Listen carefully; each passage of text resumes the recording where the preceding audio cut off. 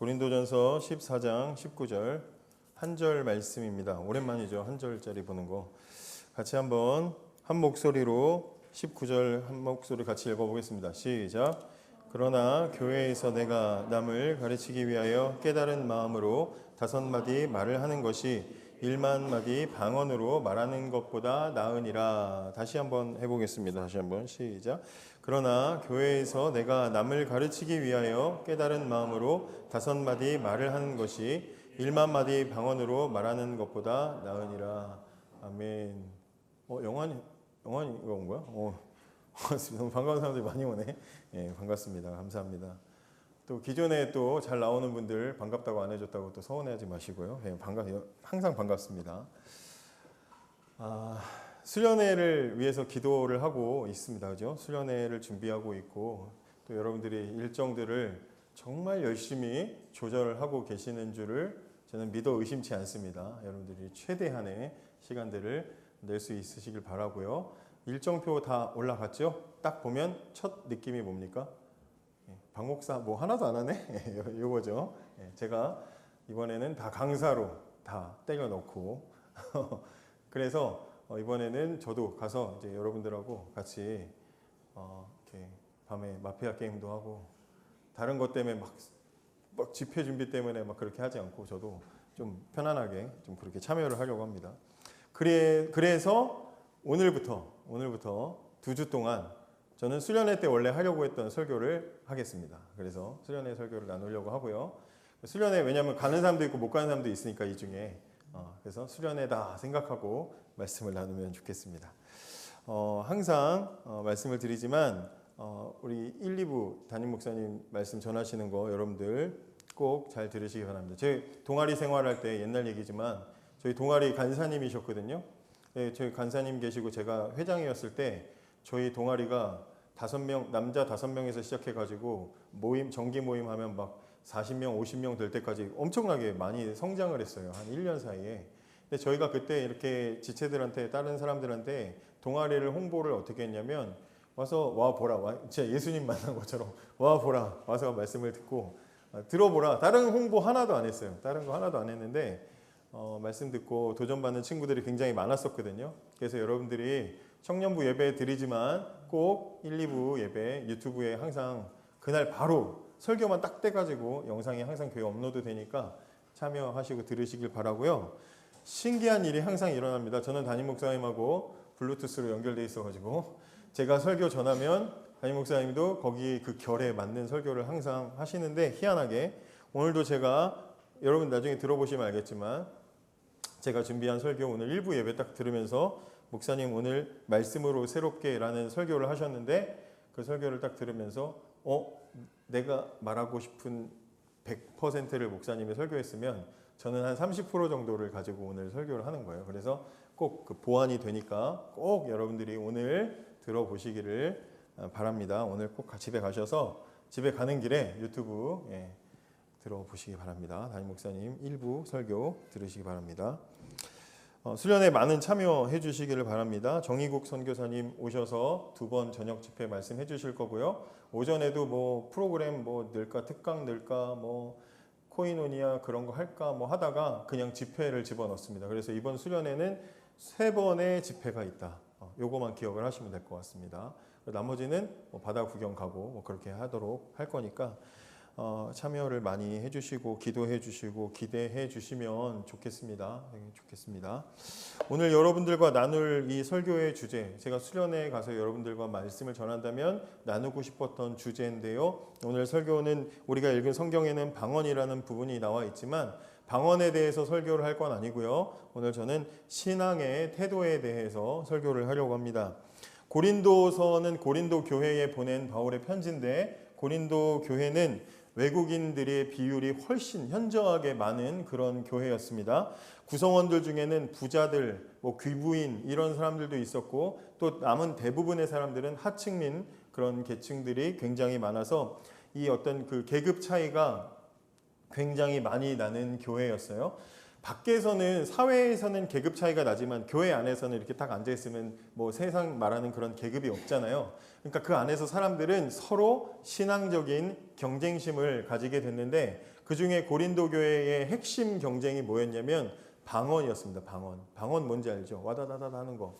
근데 샬라샬라 하는 거. 그 방언을 할 수 있냐 없냐. 뭔가 신비해 보이잖아요. 사람이 기도할 때. 아까도 우리 슬기가 기도합시다 했을 때 만약에 누가 저쪽 중간쯤 어디 앉은 사람이 와다다다 하면 귀가 이목이 집중이 되는 거고 쟤 방언한다 이렇게 되는 거죠. 제가 어릴 때도 지금 요즘에는 그런 게 별로 없는데 제가 어릴 때도 수련회나 아니면 부흥회를 교회에서 하고 나면 방언 받았냐 안 받았냐 가지고 그걸 은혜를 받은 사람의 어떤 척도로 여기는 그런 시기도 분명히 있었습니다.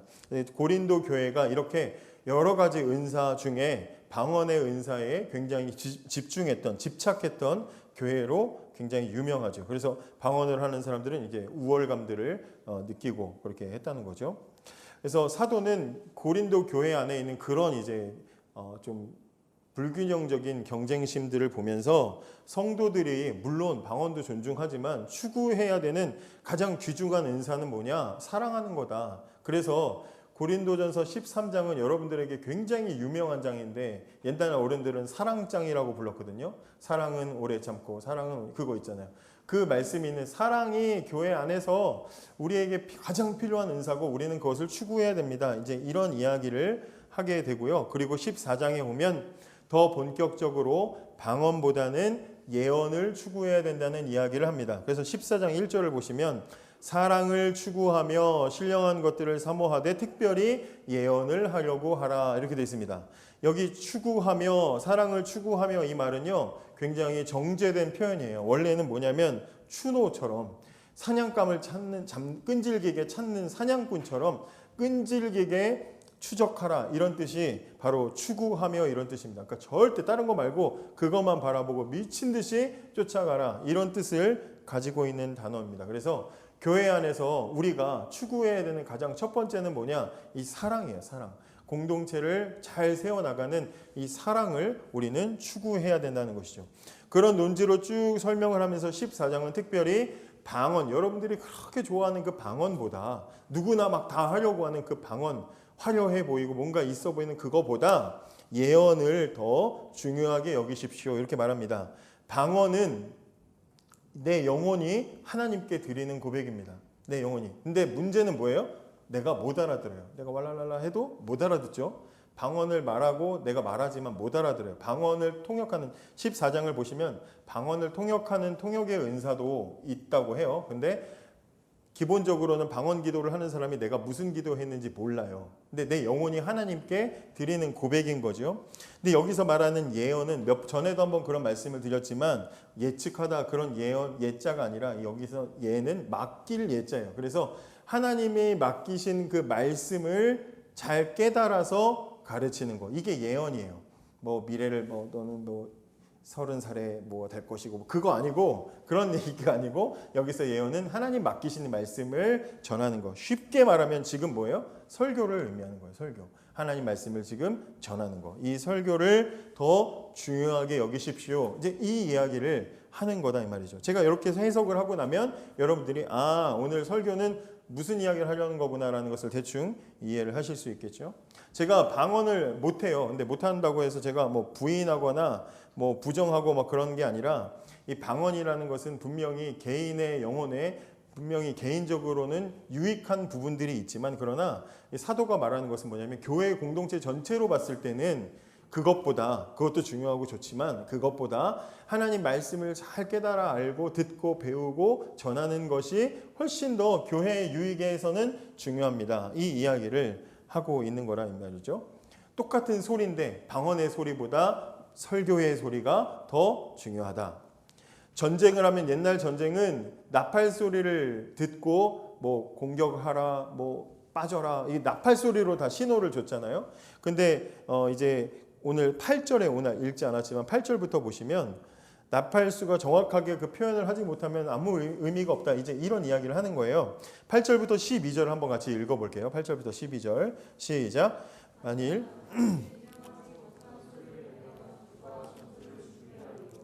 이와 같이 너희도 혀로서 알아듣기 쉬운 말을 하지 아니하면 그 말하는 것을 어찌할리요? 이는 허공에다 말하는 것이라. 이같이 세상에 소리의 종류가 많으나 뜻없는 소리는 없나니 내가 그 소리의 뜻을 알지 못하면 내가 말하는 자에게 외국인이 되고 말하는 자도 내게 외국인이 되리니 그러므로 너희도 영적인 것을 사모하는 자인즉 교회의 덕을 세우기 위하여 그것이 풍성하기를 구하라. 알아듣는 소리로 하나님 말씀 알아듣는 걸 가지고 나누는 것이 교회에 훨씬 더 유익이다. 무슨 뉘앙스로 말하는지 대략적으로 지금 읽어도 우리가 이해를 하죠. 그런 흐름에서 오늘 19절이 나오는 거예요. 19절을 보시면 그러나 교회에서 내가 남을 가르치기 위하여 깨달은 마음으로 5마디 말을 하는 것이 1만 마디 방언을 하는 것보다 나으니라. 지금 고린도 교회 성도들은 다른 거 필요 없고 방언만 막 추구하는 거예요. 방언 받아야 돼, 방언. 막 그리고 방언을 받은 사람은 막 어느 자리에서든지 막 방언으로 막 기도하고 소리를 내고 이제 이거에 경쟁이 심했는데 바울이 이제 그렇게 하면 그것은 아무 의미가 없다. 그렇게 하는 건 의미가 없습니다. 이제 그렇게 이야기하는 거죠. 여러분, 신앙생활에 있어서 교회에서 분명히 다 중요한 부분들이긴 한데 별로 그렇게 의미가 없는데도 불구하고 사람들이 집착하는 부분들이 굉장히 많이 있어요. 예를 들면 예전에도 어떤 집회가 다녀온 사람들이 자기 그 이빨 치료를 했는데 아말감으로 이렇게 떼었는데 그 집회 가서 막 성령 체험을 했더니 그게 금으로 변했다. 그런 거 들어보셨어요 혹시? 처음 들어봤어요? 이빨 치료한 그 아말감이 금으로 바뀌었대요. 그래서 막 보여주는 거예요. 여기 보라고. 보기 싫은데 막 보여주는 거예요. 또 어떤 사람은 그 집회 갔는데 막 찬양하고 기도하는 중에 하늘에서 금가루가 떨어졌다는 거예요. 그래서 막 보라고 막 금가루 막 그렇게 얘기해요. 혹시 그런 거 보셨어요? 아니면 막 집회하고 기도하는데 막 사람들 춤추고 뛰고 쓰러지는 거 막 보셨어요? 혹시 그런 거 보셨어요? 그런 거를 보고 갖고 자기가 겪었노라고 이야기를 하는 거예요. 어떤 사람은 막 기도하다가 왜 그런지 눈을 떴대. 눈을 떴는데 강대상 뒤에 목사님들 자리 있잖아요. 앉은 자리. 거기 예수님이 앉아 계시더래. 그게 예수님인지 어떻게 알아? 근데 앉아 계시더래. 저는 그럴 수 있다고 생각해요. 금으로 실제 바뀔 수 있다고 생각해요. 금가루 떨어질 수 있다고 생각하고 뭔가 보일 수 있다고 생각을 합니다. 하는데 문제는 뭐냐면 그게 그래서 그 본 것이 경험한 것이 당신의 신앙에 무슨 영향을 줬는가? 당신의 신앙이 성장하고 변화되는 데 있어서 뭐가 중요한가라고 물으면 대답을 못한다 이 말이에요. 여러분들은 그런 집회, 요즘엔 그런 집회가 별로 없진 않아요. 분명히 있어요. 있는데 잘 안 가셔서 모르겠지만 여러분들 경우에도 지금 웃은 것처럼 이런 이야기가 황당하게 들리죠. 황당하게 들려요. 근데 저는 이걸 요즘 버전으로 이렇게 바꿀 수 있다고 생각해요. 예전엔 제가 중고등부 사역을 많이 했으니까 청소년 친구들이 어디 뭐 집회 같은 데 가나 아니면 우리가 뭐 어떤 준비한 집회나 아니면 연합 집회나 이런 데 다녀와서 자기들끼리 여중생 여고생들이 특히 막 신나가지고 막 이야기를 하는 거예요. 어떤 이야기를 하냐면 나 이번 수련회 찬양 시간에 막 정말 진짜 미친 듯이 뛰었어. 나도야 나도 막 뛰다가 나 나중에 다리 쥐나가지고 힘들었다 막 그러면서 대박 막 이러면서 막 자기들끼리 막 그러는 거예요. 그러니까 한 애는 나는 막 찬양 시간에 땀 막 뻘뻘 나도록 뛰고 그리고 기도하는데 왠지 막 뭔가 막 눈물이 나가지고 나도 왜 그런지 모르겠어. 막 엄청 울었어. 대박이야 이번 수련회 대박이야. 자기들끼리 막 손뼉을 쳐. 그리고 제가 딱 지나가니까 저한테 와 이번 수련회 좋았어요. 뛰었어요. 이렇게 얘기했어요. 놀라운 사실이 있는데 미친 듯이 대박 뛰었다고 하는 그 친구들이 설교 시간에 다 졸았어요. 엄청 졸았어요. 막 미친 듯이 잤어요. 거의 죽은 애들처럼 잤어요. 저 안타깝게도 그 당시에 참 마음 약한 전도사여가지고 그게 너한테 무슨 신앙의 의미가 있니? 라고 말해주지 못했어요. 그냥 와준 걸로도 고마워가지고 말해주지 못했어요. 그렇게 뛰었고 그렇게 울었는데 그래서 네 신앙에 어떤 변화가 일어났니? 라고 저는 묻지 못했습니다.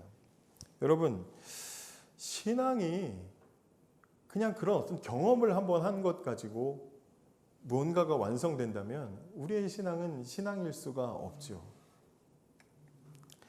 우리의 신앙이 이렇게 얄팍해져 가는 것을 우리는 절대로 내버려둬서는 안 되는 겁니다. 바울이 이 시대에 방언하지 마십시오. 그거 하나 하면 뭐 다른 거 다 필요 없고 나는 막 신앙이 이만큼 된 사람이고 나는 천국에 벌써 이렇게 문 앞에 간 사람이고 그렇게 생각하지 말라고 말하는 것처럼 우리 시대에서는 어떤 신앙적인 경험이 찬양 시간에 뭐 한번 뛴 것이 아니면 우리가 뭔가 목이 쉰 것이 그게 우리를 그렇게 드높여주지 않는다는 걸 우리가 알아야 된다는 겁니다. 오늘 바울이 말하잖아요. 하나님 말씀을 깨달은 자의 5마디가 1만 마디 방언한 것보다 낫다. 이거는 뭐 1만 대 5 숫자를 지금 비교하자는 것이 아니라 분명하지 않은 어떠한 간접적인 경험이나 흥분 상태나 어떠한 것들을 그냥 경험하는 것보다 짧고 단순하지만 명확한 한마디의 하나님 말씀을 깊이 깨닫고 마음에 새기는 것이 우리 신앙에 훨씬 더 유익하다, 이 이야기를 하는 거다 이 말이죠. 제가 이렇게 말하면 목사님은 설교하는 입장이니까 설교자니까 이제 그런 게 중요하시겠죠라고 그렇게 생각하지 마시고, 그럴 사람도 없겠지만 그렇게 생각하지 마시고, 지난주에 제가 로고스와 레마 똑같은 하나님 말씀이지만 일반적인 하나님의 말씀을 얘기하는 게 로고스라면 그 말씀이 내 삶에 와 닿아서 깨달아지고 그래서 내 안에서 주관적으로 깨달아지는 것이 레마라는 이야기를 했잖아요. 우리는 그 로고스의 말씀을 많이 접해서 그 로고스의 말씀이 나의 삶에 레마로 다가와서 부딪힐 때 우리의 삶에 조금의 변화가 일어나기 시작을 하는 거예요. 우리는 성경에서 많은 인물들의 이야기를 보면서 지금 그렇게 보고 있지 않습니까? 그죠? 하나님 말씀을 알아가는 우리 신앙생활은 길고 아주 좁고 어려운 길이라는 거죠. 여러분, 저는 매 주일 청년 예배를 마치고 또 뭐 기도의 자리에서 청년부를 생각할 때 죄송하지만 가장 먼저 떠오르는 이미지가 뭐냐? 여러분의 흐린 눈이에요. 흐린 눈. 저는 여러분을 정말 사랑하는 마음으로 여러분을 위해서 기도하면 막 항상 눈물이 나는 그런 마음을 가지고 기도를 하고 있지만, 사랑하는 마음으로, 옛날에는 진짜 못돼가지고요, 여러분 새끼들 한번 이 설교를 한번 죽어봐라, 싸대기를 내, 막 이러면서 진짜 못된 마음으로, 그때 당시 설교는 진짜 제가 다시 읽을 수도 없을 정도로 못된 마음으로 한 적도 있어요. 근데 지금 여러분들 볼 때 제 아내한테도 그런 얘기를 했었는데 안타깝고 불쌍하고 안쓰럽고 이런 마음들이 굉장히 크거든요. 근데 청년부를 딱 떠올릴 때 제가 떠올리는 이미지는 흐린 눈이에요. 자, 지금 제가 분명히 처음에 말씀드렸어요. 나 지금 수련회 설교하고 있는 거예요. 아시겠죠? 수련회 설교하고 있는 거예요. 그래서 특히 여러분들이 이 시간에 지쳐 있는 것을 볼 때 굉장히 안타깝습니다. 청년들인데 청년들의 예배를 드리는데 지쳐 있다는 거. 우리한테는 매일이 소중하지만 주일이 제일 소중하죠. 청년들에게는 그중에 주일 예배 시간, 청년 예배 시간이 제일 소중한 시간이 돼야 되는 거죠. 담당 교역자로서 말하는 게 아니고 그렇다는 거죠. 근데 이 시간에 우리의 청년들은 대부분 다 어디로 갔으며, 또 이 자리를 지키고 있는 여러분들은 이 중요한 시간에 왜 하필이면 가장, 오늘은 좀 안 그러네요, 무기력한 얼굴로 앉아서 흐린 눈으로 이 시간을 견디다가 돌아가냐 이 말이죠. 그거 생각하면 막 속상한 거예요. 뭐 말이 안 나와요. 기도할 때. 게임을 하다 보면 총 쏘다가 데미지를 입으면 본진으로 돌아가서 총알도 채우고 또 막 고기 같은 거 막 먹어가지고 에너지를 다시 채운 다음에 또 다시 나가서 싸우잖아요. 청년부에게는 이 예배의 자리가 본진이고 여러분들의 삶의 자리는 전쟁터인데, 거기서 입은 데미지를 여기 와가지고 치유하고 채우고 다시 완벽하게 여러분들이 준비를 해서 세상으로 향해 나아가야 하는데, 그런데 여러분들은 이 본진에 왔다가 나갈 때가 더 지쳐 보인다 이 말이에요. 예배 마치고 기도 마치고 광고 마치고 제가 저 앞에 서가지고 여러분들 수고했어 잘 가 하면 얼굴 표정이 정말 오늘 하루 종일 미친 듯이 힘들게 일하고 돌아가는 사람들의 표정으로 가. 이제 순모임하러 가야 되는데 거의 도살장 끌려가는 소처럼 막 끌려간다 이 말이에요. 그런 여러분들과 순모임을 하고 돌아온 순장들은 어떻겠어요? 거의 뭐 진짜 거의 시체 직전까지 와가지고 이제 축 늘어지는 거지. 그럴 수밖에 없긴 하지만 우리는 왜 이래야 될까라는 생각을 하는 거예요. 본진에 왔는데 왜 채워지지 않습니까? 고갈됐기 때문이에요. 생수통 물 떨어지면 물을 바꿔야죠. 채워야죠. 어떤 그 뉴스 보니까 자동차가 주유하다가 그냥 주유 그 호스를 달고 나간 차를 이렇게 길에서 보니까 어떤 차 옆에 주유 호스가 달려 있어요. 아무리 주유구가 열려 있고 호스가 꽂혀 있어도 그게 기본적으로 그 연료 탱크에 연결되어 있지 않으면 아무것도 채워지지 않는 거잖아요. 우리는 지금 고갈됐다 이 말이에요.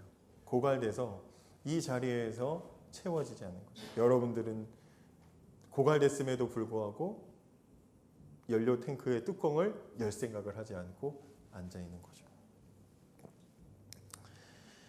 본진에 왔으면 채워야 되겠죠.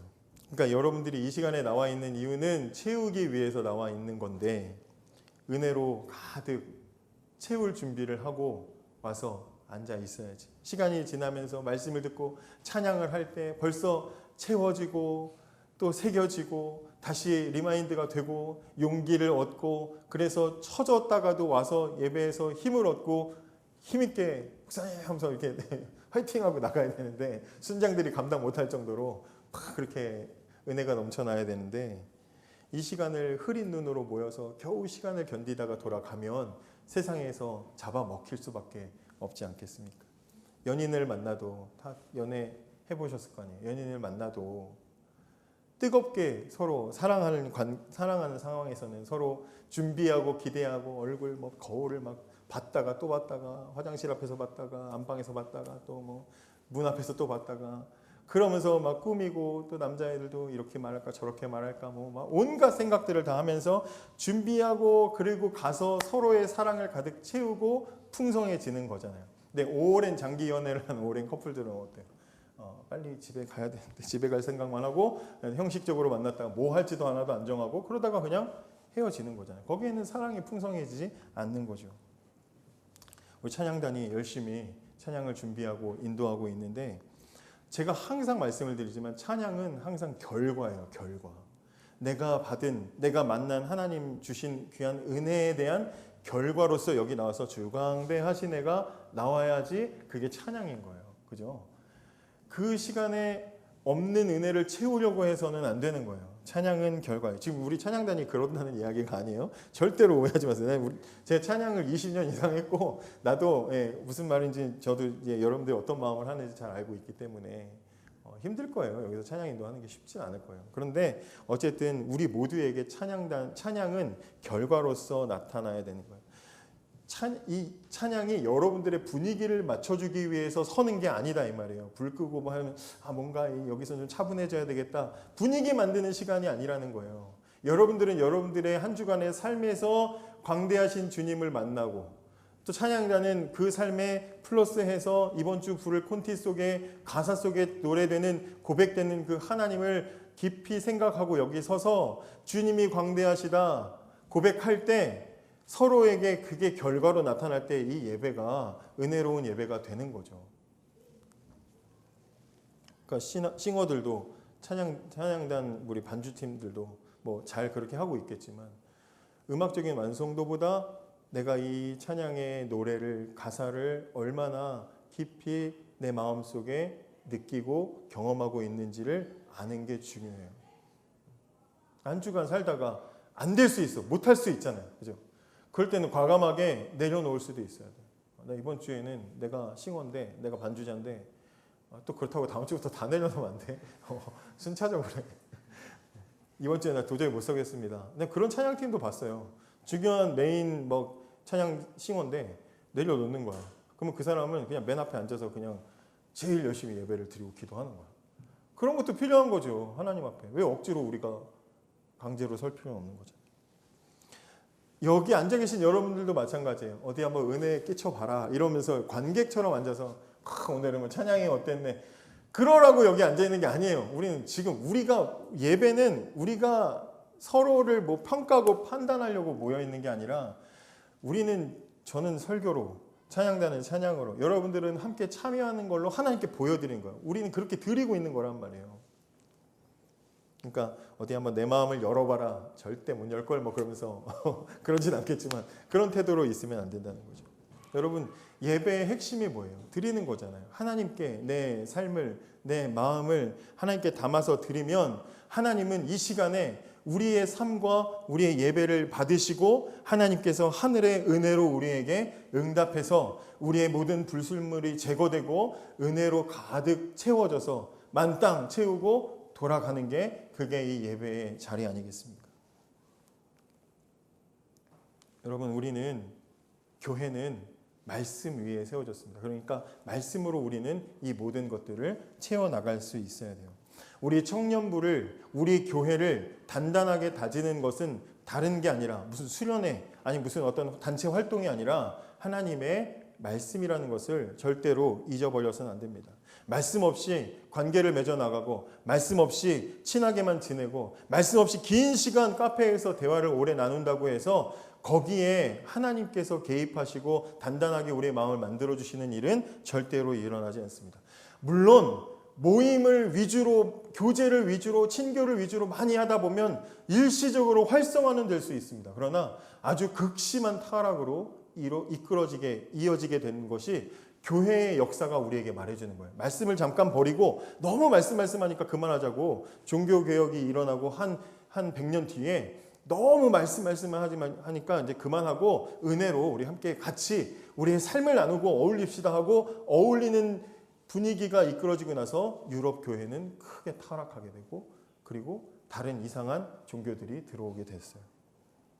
여러분, 중요한 것은 그래서 말씀이라는 거예요.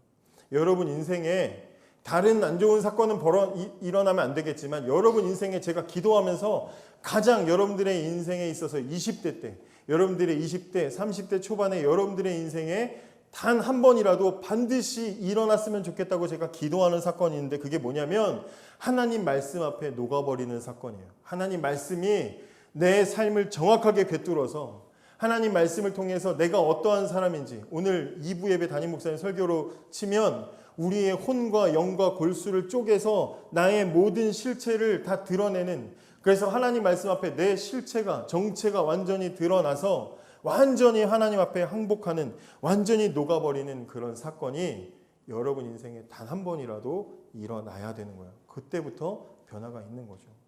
금요일 날 책 모임을 하는데 십자가라는 책을 나누고 있어요. 책 모임을 하다가 한 친구가 이런 질문을 했습니다. 왜 말씀대로 안 사라질까요? 라고 질문했어요. 우리가 말씀대로 살아야 되는데 왜 말씀대로 안 사라질까요? 여러분들도 그런 질문을 하죠. 그런 마음들을 가지고 있을 수 있어요. 왜 말씀대로 안 사라질까요? 이 질문을 한다는 것은 말씀이 나에게 어떠한 삶을 요구하는지가 전제되어 있어요. 내가 그걸 안다는 거죠. 아는데 안 된다는 지금 이야기잖아요. 그죠? 말씀이 나에게 이렇게 살아라, 그거 하지 말아라, 이거 해라 말하고 있는 걸 내가 아는데 그게 안 돼서 지금 왜 나는 말씀대로 안 사라질까요? 라는 질문이 나왔어요. 여러분도 그렇죠. 말씀이 가라는 길이 있죠. 말씀이 하라는 삶이 있죠. 그런데 그 삶대로 살아가지 못하는 이유가 뭡니까? 말씀대로 살아가지 못하는 이유가 뭐예요? 말씀의 무게를 정확하게 모르기 때문이죠. 무슨 말인가 하면 몸에 아무 이상이 없다고 생각하고 건강검진을 받았어요. 근데 그냥 몸에 여기 항상 이렇게 좀 땡기는 게 있었는데 이게 뭐였지 했는데 건강검진을 받았더니 의사가 갸우뚱하는 거예요. 정밀검사를 받으래. 그 검사를 받고 하다 보니까 여기 당장 치료하지 않으면 안 되는 커다란 암덩어리가 막 퍼져 있는 거예요. 당장 치료하지 않으면 몇 주 내로 당신은 죽는다. 이런 심각한 진단을 받았다고 생각을 해보세요. 그런 일 절대로 일어나면 안 되지만 그런 심각한 진단을 받았다고 생각해 보세요. 그러면서 내일부터 당장 당신은 항상 정해진 시간 아침 10시에 이 약을 드시고, 그리고 절대로 밖에 나가서 다른 거 식사하지 마시고 짜게 뭐 이런 거 음식도 드시면 내가 정한 것만 딱 식단 짠 대로만 드시고, 그렇게 해야 이 병을 고치고 당신의 삶을 연장할 수 있습니다. 의사가 이렇게 말했다고 생각을 해보세요. 그럼 여러분들의 삶이 바뀔까요? 바뀌지 않을까요? 바뀔까요? 바뀌지 않을까요? 반드시 바뀌죠. 왜요? 죽음을 얘기했으니까. 그렇게 안 하면 죽는다고 했으니까 그때부터 의사가 하는 말은 하나님 말씀처럼 들리는 거예요. 정확히 10시에 이 약을 꼬박꼬박 드셔야 돼요. 24시간 간격으로 드셔야만 이 약은 효과가 있습니다. 그렇다고 생각을 해보세요. 그럼 지키겠어요? 안 지키겠어요? 9시 55분 시간 맞춰놓고 알람 울리면 5분 전부터 물 마실 준비하고 해놓을 거 아니에요. 그렇잖아요. 똑같은 말인데 무게를 느끼면 변한다 이 말이에요. 다시 생각해 보세요. 하나님 말씀이 요구하는 게 있어요. 이렇게 살아야 영생을 얻는데요. 이렇게 사는 길이 구원받는 자의 길이래요. 이렇게 가는 길이 천국 가는 길이래요. 명확하게 성경이 그렇게 말하고 있어요. 그런데도 불구하고 그 말씀을 따르지 않는 것은 누구 잘못이에요? 내가 그 하나님의 말씀의 무게를 믿지 않는 거죠. 정확하게 말하면 믿지 않는 거예요. 믿음이 없는 거다 이 말이에요. 그것밖에는 우리의 행동을 설명할 방법이 없어요. 안 믿는 거예요. 못 믿거나 덜 믿거나가 아니라 안 믿는 거예요. 여러분 신앙생활이 왜 안 변합니까? 예배 생활이 안 변합니까? 우리의 그런 습관들, 악습들이 왜 안 변합니까? 믿음인 줄 알았던 그 모든 것이, 내가 믿음이 좀 약해라고 생각했던 모든 것이 사실은 믿음이 없는 것이기 때문이죠. 믿음이 없기 때문이에요. 믿었으면 그렇게 살지 않는 거죠. 의사의 말을 믿을 때는 이렇게 진단을 하고 이렇게 보여주고 결과를 보여주고 의사가 10시마다 약 드세요. 이거 이렇게 조심하시고 그거 하지 마시고 흡연하지 마시고 뭐 하지 마시고 얘기하는 말은 믿으려고 노력해서 믿는 게 아니잖아요. 받아들이는 거잖아요. 그죠? 근데 우리는 하나님 말씀을 믿으려고 노력하려고 해요. 하나님도 명확하게 우리에게 진리를 주셨는데 우리는 이거는 하나님에 대해서는 자꾸 믿으려고 노력한다고 생각을 해요. 안 믿는 거죠. 정확하게 말하면. 여러분 우리는 하나님이 우리에게 원하시는 게 뭔지 알아요. 모르지 않아요. 여러분들은 저희 때보다는 훨씬 더 똑똑한 세대예요. 시간을 활용할 줄 알고 여러분들의 시기들을 어떻게 써야 되는지 여러분들이 다 좋은 선례들이 있기 때문에 여러분들이 그 시기를 어떻게 준비해야 되고 어떻게 하는 것이 더 짧은 시간에 명확하게 하는지 여러분들은 알고 미래를 준비하고 있어요. 그렇게 똑똑하고 그렇게 빠른 사람들이기 때문에 절대로 여러분들은 작은 것에도 손해를 안 보려고 노력을 합니다. 그건 잘 알고 있어요. 그런데 하나님 말씀에 대해서는 흐리멍텅해요. 주저하고 고민을 합니다. 심각한 생명이 걸린 심각한 문제, 내 눈앞에 있는 암 치료에 대해서는 빠르게 움직이고 반응하는데 영원한 생명, 영원한 하나님 나라에 대해서는 흐리멍텅하게 판단해요. 똑똑한 친구들이. 그래서 심각한 얼굴로 저를 찾아와가지고 약속 때문에, 어떤 일정 때문에, 다른 것 때문에, 개인 사정 때문에, 가족 행사 때문에 미리 선약이라서 나는 하나님이 나한테 이걸 원하시지만 난 그걸 할 수 없어요 라고 정말 자기가 결정을 이미 해놓고 슬픈 눈으로 저한테 찾아와서 어떻게 해요? 라고 물어봐요. 결정은 자기가 다 해놓고. 그 심리는 뭐예요? 저도 알아요.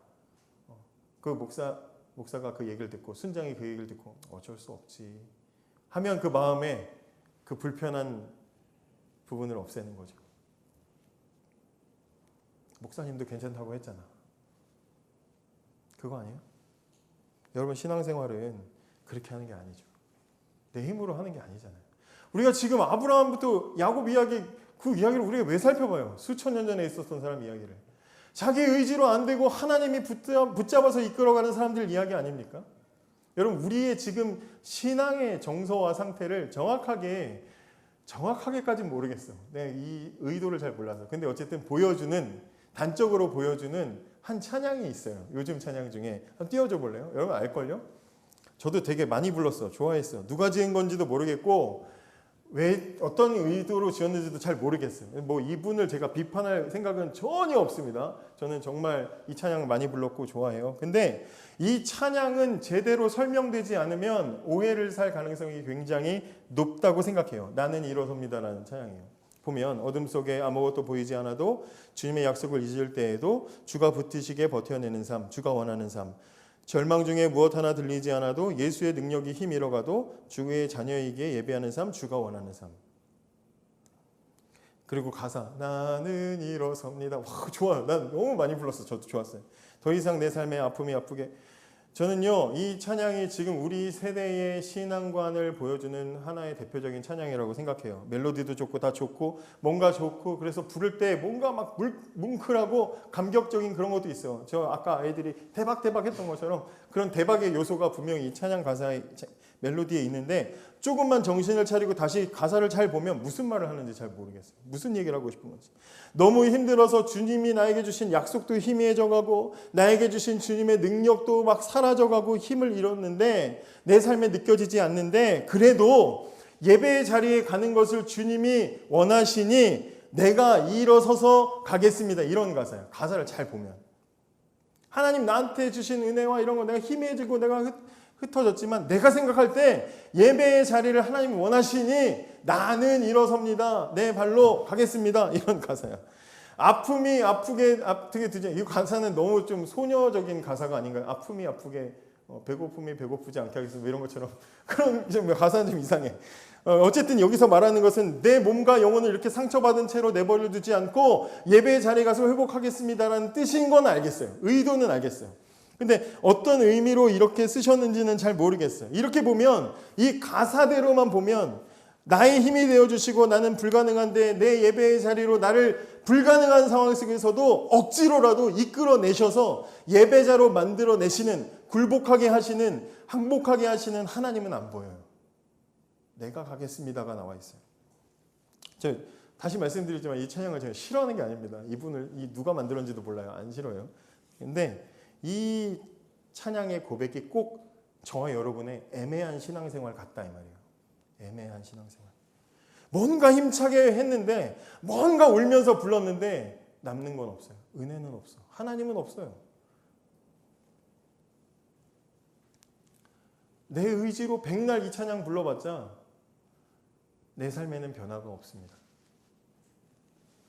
내가 내 힘으로 신앙의 자리, 예배의 자리를 지키려고 해봐야 내 스스로는 못 버티는데 10만 번, 100만 번 나는 일어섭니다 해봐야 못 일어난다 이 말이에요. 이 작사가의 의도는 잘 모르겠지만 이 가사가 설명되지 않으면 그렇게 오해를 할 수가 있다는 거예요. 이제 여러분들 아셨으니까 실컷 불러도 되죠. 그죠? 여러분들이 얼마나 열심히 신앙생활 하는지 저는 잘 압니다. 여러분들을 비난하거나 여러분들을 폄훼할 의도가 전혀 없습니다. 여러분들의 열심히 여러분들의 시간을 떼어서 이 시간에 함께 같이 예배하고 섬기고 이전에도 교사로 또 식당 봉사로 여러 가지로 여러분들이 봉사하고 있는 것도 너무나 잘 알고 있습니다. 그런데 아무리 여러분들이 신앙생활을 오래 하고 신비한 것들을 체험하고 경험하고 많은 것들을 여러분들이 봉사를 해도 내 힘으로는 신앙을 지킬 수가 없어요. 작년 수련회 때 제가 요나서를 설교했었는데 그 요나 선지자를 요나서에서 하나님이 요나야 니느웨로 가라 부르시잖아요.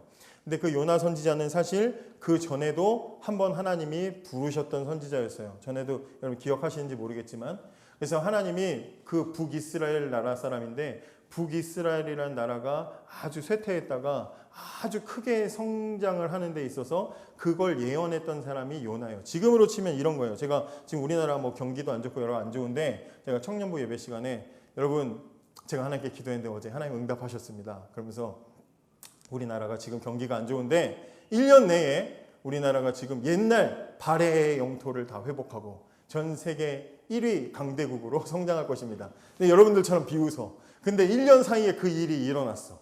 그럼 어떻게 되겠어요? 대박. 그 성지순례 왔습니다. 박 목사 채널 막 구독자 200만 늘어가고 그래서 막 늘어가고 막 다시 와서 이 영상이었군요.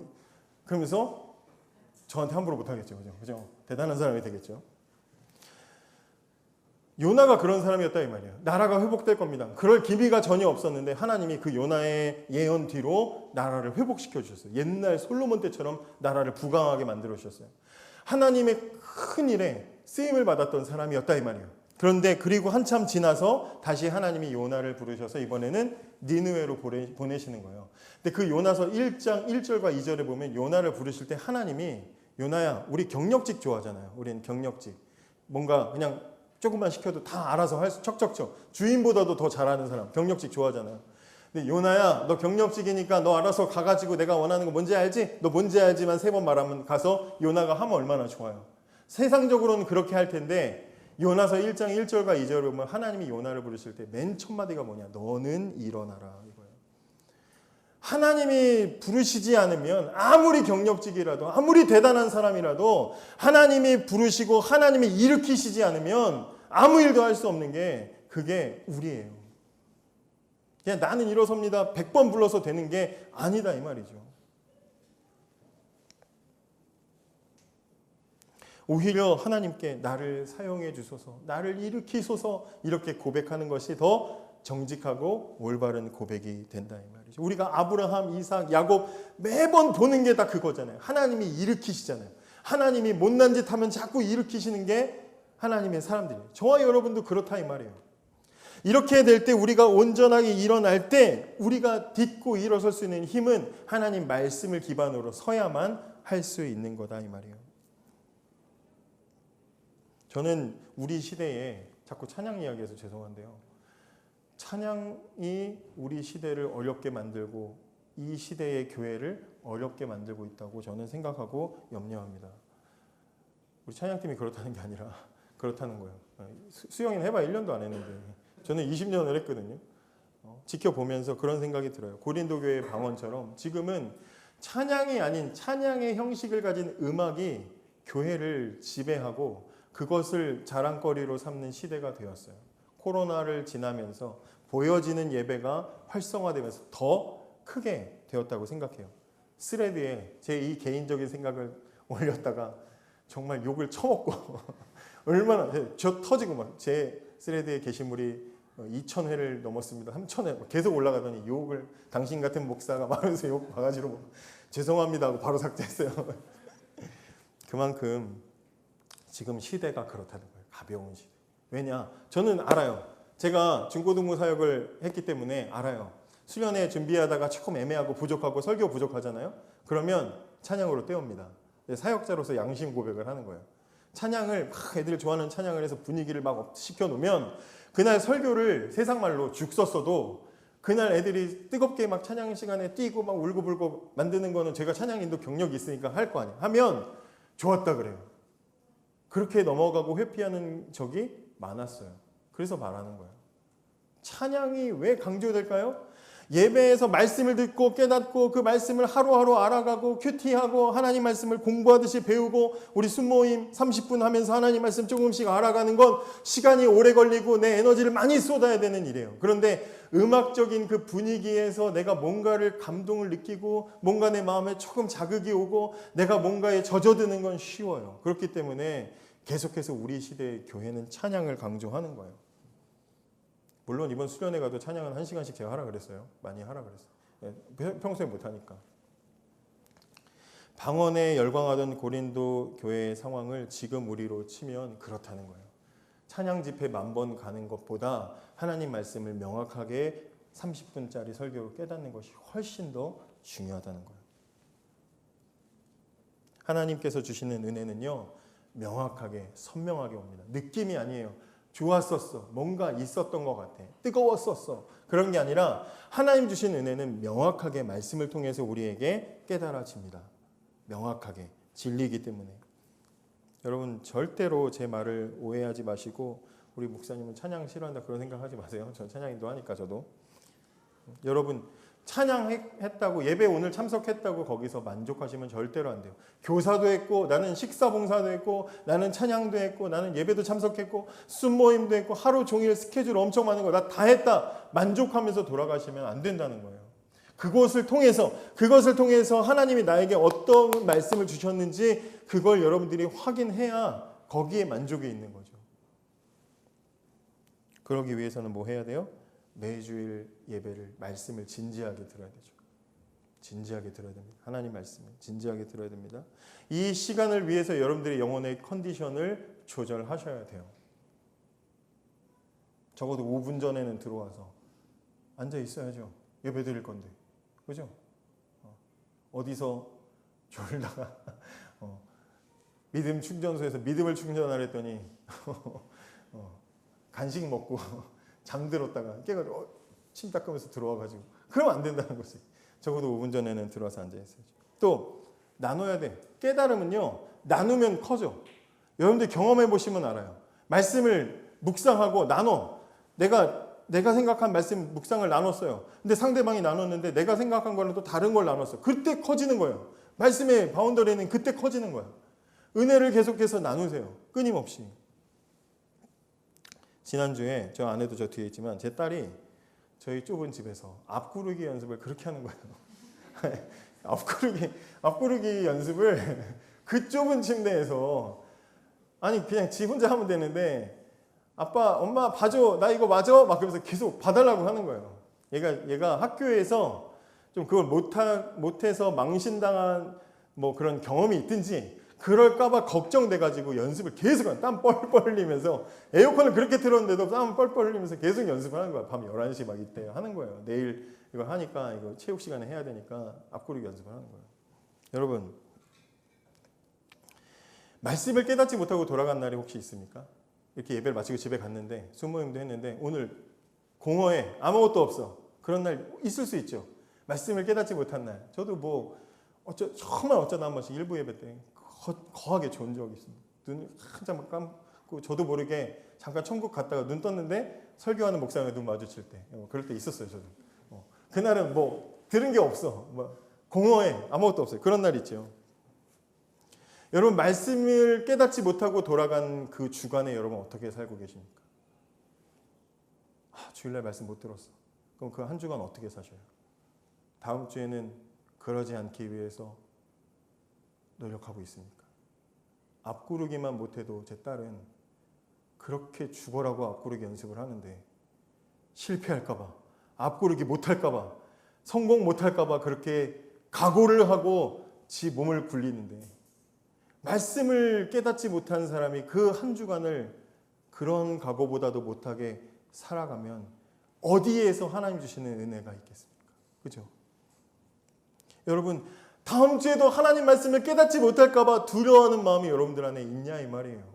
한 주간 그냥 허송세월로 보냈는데 주일날 이번 주에도 채워지지 않으면 어떡하지? 나는 고갈됐는데, 나는 바싹 말라붙었는데, 그런 두려움을 가지고 이 시간에 이 자리에 나와 있지 않습니까?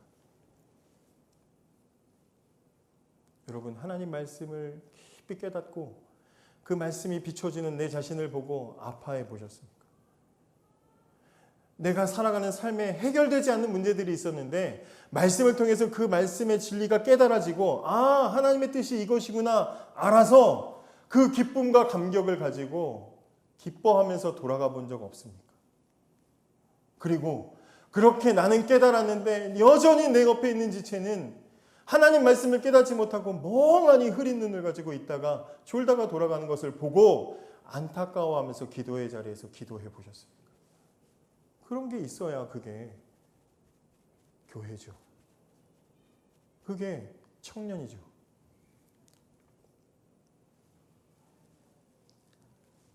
예배 자리에 올 때마다 생각하십시오. 박 목사님 딸은 앞구르기를 한다는데 나는 하고 있는가? 생각하시기 바랍니다. 여러분, 이 자리에 나왔다면 하나님 말씀을 깊이 깨닫는 은혜가 있기를 원합니다. 이 시간 함께 같이 기도합시다. 제가 오늘 좀 길게 설교를 했는데요. 어떤 체험이나 뭘 느끼기보다 다른 것으로 때우려고 하지 말고 하나님 말씀을 깊이 깨닫기 원합니다. 말씀을 통해서 나 자신을 깊이 보고 내 죄를 깊이 깨닫고 내 죄 때문에 아파해보고 다른 지체들이 변하지 않는 것을 보고 아파해보는 그런 경험들이 우리 예배의 자리에 차곡차곡 쌓여서 그런 은혜와 그런 간절함들이 가득 쌓여서 우리 예배가 하나님께 들려지면 하나님이 얼마나 기뻐하시겠습니까? 그런 은혜가 있기를, 내 삶에 그런 변화가 있기를 이 시간 함께 같이 잠깐 기도하겠습니다. 기도합시다. 하나님 감사합니다. 하나님, 이 시간 우리의 삶을 돌아봅니다. 아버지 하나님, 말씀 앞에 서기 원합니다. 우리의 삶을 붙들어 주시기를 원합니다. 특별히 하나님 말씀을 깊이 깨닫는 은혜가 이 자리에 있기 원합니다. 우리가 신앙생활하면서 예수 믿으면서 다른 것으로, 다른 봉사로, 다른 활동으로, 다른 찬양으로, 다른